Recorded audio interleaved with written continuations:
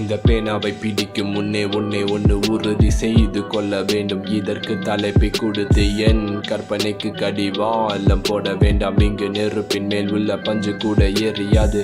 அதே நேரத்தில் தமிழில் இருந்து சுவை பிரிவதை பாருப்பீர்கள். என் பாதி கிழிந்த காகிதங்களை உங்கள் கிழியாத பணத்தால் கூட வாங்க முடியாது. சாக விரும்புபவன் வாழ வழி ஏது என்ற கேள்விக்கு துணை காலை கொடுத்து அதன் இடையில் வாழ வழியை வைத்த கடவுளை. எத்தனை குறிஞ்சி பூக்கள் ஒவ்வொரு அணுவுல இத்தனை குறைஞ்சு போன அறிவுகள் மத்தியில் இதன் பொருளின் ஆழம் அறிய இதில் குதித்தவருக்கு நன்றி.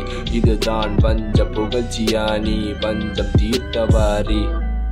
என் சாவு ஊர்வலத்து தாண்டவமாடி சிவன் என்னை கொன்ற குற்றத்தை நீக்குவார். தீமைதான் வெல்லும் என்றால் அவரே அமைதியாய் இருக்கிறார். கிறிஸ்தவ ஆலயின் செவற்றில் விந்தையடி. உன் பேபந்தை நான் உணருவதில் என்ன விந்தையடி. என் பாடல் வரியை அதன் மேல் எழுதி அதை படித்து பார்ப்பவரை என் அண்டத்திற்கு வரவேற்கிறேன். இதனாலே என் கற்பனையை வரமாக ஏற்கிறேன். இதனாலே என் கற்பனையை அகரமாக்க முயலுறேன். ஆனால் பல நேரத்தில் என் கற்பனையோ ஒரு முக்கோணத்தில் மாட்டி தொலைந்து விடுகிறது. ஆனால் என்ன செய்வது, அங்கும் எப்படி இருக்குதென்று அது பார்க்க விரும்புகிறது.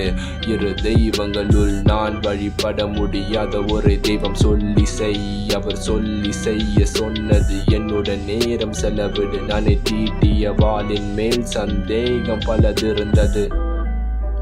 காற்றை பிழிந்து சேகரித்த வெங்கலத்தை உரைய வைத்தேன். உரையை கையில் அணிந்த உலோகத்தை உலையிட ஞாயரின் வயிற்றில் நான் துளையிட்டேன். அதன் தோல் கிழிந்து குருதிகள் தெரிந்த பிறகு அதை வெளியே எடுத்து உடையாக்களை உடைக்க முயலுவதை போல் அதை சுத்தியலிட்டு காய விட்டு தீட்ட ஆரம்பித்தேன். அதற்கு மூலமாயிருக்கும் காற்றை வெட்டினாலும் நான் தீட்டுவதை நிறுத்தக்கூடாது. தீ பொறிகள் கண்ணில் பட்டாலும் கண்ணை மூடாமல் இருக்க வேண்டும் என்று எனக்கு ஆசை. இதுவே முன்பு கூறிய என் வாளின் கதையாகும். அதிர்ச்சி தகவல் இது வாளின் உவமேயமான திறமையின் கதையாகும். ஆமாம், இது கன்னித்தீவு கதைதான். இது என் பாடல் வரிகள் புரியாமல் அதை எழுதி கொண்டு அதை புரிந்து கொள்ள முயன்ற என் உறவினருக்கு சமர்ப்பணம். நான் ஒரு மர்க்கடம் மனிதனாக முயலனும்.